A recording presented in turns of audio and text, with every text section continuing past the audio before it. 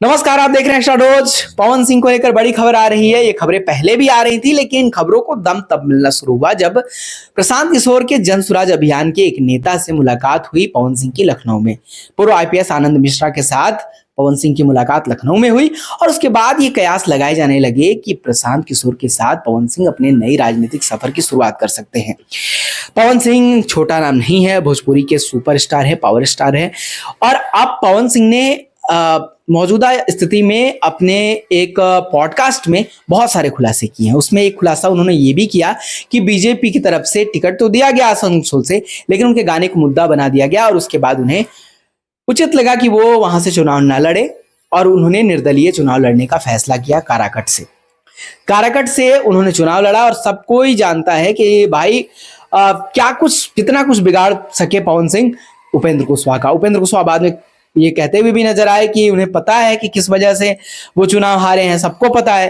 तो नाराजगी उनकी झलकी एनडीए से। उन्हें लग रहा होगा कि बीजेपी ने भीतरघात किया है, लेकिन बीजेपी ने फिर डैमेज कंट्रोल भी किया, क्योंकि विधानसभा चुनाव भी है बिहार में 2025 में और उसी को लेकर सब तैयारी कर रहे हैं। ये पवन सिंह वाला जो इशू है वो भी हम आपको इसी चुनाव को लेकर समझा रहे हैं कि पवन सिंह जन सुराज अभियान के हिस्सा बनेंगे, फिर पार्टी 2 अक्टूबर को लॉन्च हो जाएगी, उसके हिस्सा बन जाएंगे और उसके बाद चुनाव भी लड़ सकते हैं। विधानसभा चुनाव बिहार में प्रशांत किशोर के साथ उनकी पार्टी के बैनर तले।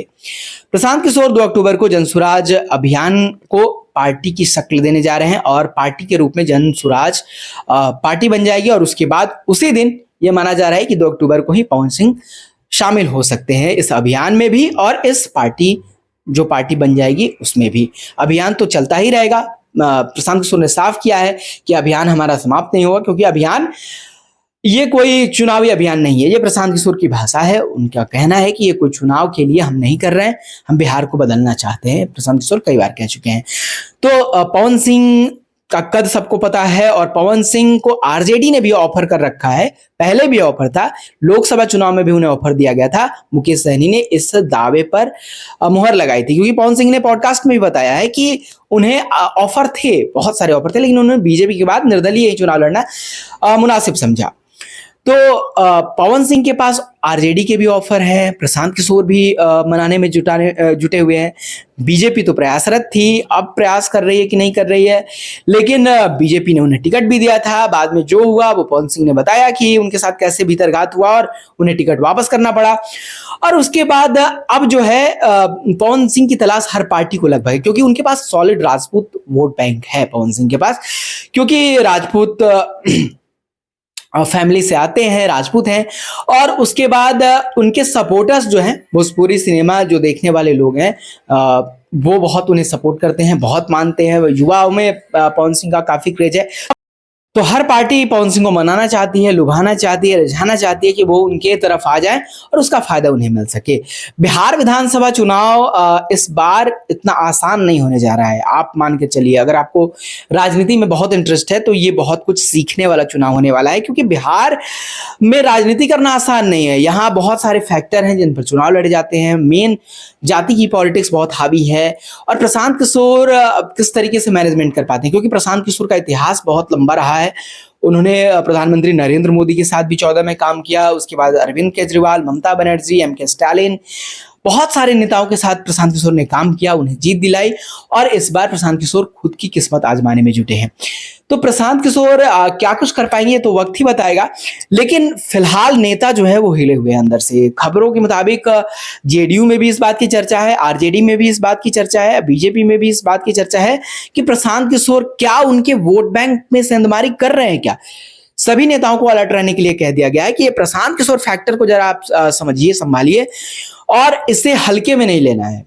ये मतलब हर पार्टी के नेताओं से जब आप बात करेंगे तो पता चलेगा कि प्रशांत किशोर के बारे में जब हमने जानना चाहा तो सबने यही कहा कि प्रशांत किशोर देखिए, पर्दे पर कोई नहीं ऐसे नेताओं को तवज्जो देता है। सब कहते हैं कि यार प्रशांत किशोर का बिहार में राजनीति कर पाएंगे, लेकिन पर्दे के पीछे जब आप बात करेंगे, बिना नाम लिए लोग जब बातचीत करते हैं तो यही बताते हैं कि फैक्टर तो है साहब, प्रशांत किशोर भी फैक्टर है, कोई छोटा मोटा आदमी नहीं है वो। उसने बहुत राजनीति को करीब से देखा है, नीतीश कुमार के साथ वो काम कर रहे थे बिहार में।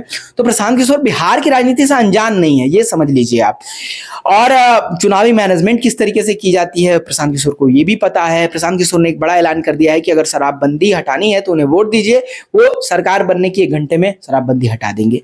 तो लोक लुभावन जो है वादे भी किए जा रहे हैं प्रशांत किशोर की तरफ से। वो कह रहे हैं कि हम पलायन रोक देंगे, बहुत कुछ प्रशांत किशोर कह रहे हैं, लेकिन कितना कुछ कर पाएंगे तो अब सरकार में अगर आते हैं तब पता चल पाएगा।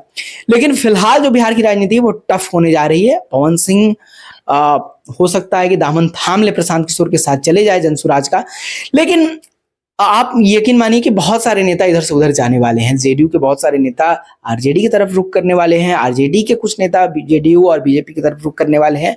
ज्यादातर अगर निकलेंगे आरजेडी से तो वो जेडीयू में जाएंगे, क्योंकि उनकी राजनीति को जेडीयू या तो आरजेडी वही सूट करती है। नाम हम नहीं लेंगे, हम धीरे धीरे आपको खुलासे करेंगे कि कौन किधर से किधर जा रहा है, क्योंकि चुनावी माहौल है, तपिश बढ़ गई है, वीडियो वार छिड़ गया है बिहार में, एक दूसरे के वीडियो दिखाए जा रहे हैं। जनता को उससे क्या फायदा होगा, क्या नुकसान होगा, ये आप आकलन भी कर सकते हैं। लेकिन वीडियो वार छिड़ गया है, राजनीति चरम पर है, और आगे क्या कुछ होता है, क्या कुछ अपडेट्स आते हैं, हम आपको जरूर बताएंगे। देखते रहिए एक्स्ट्रा डोज।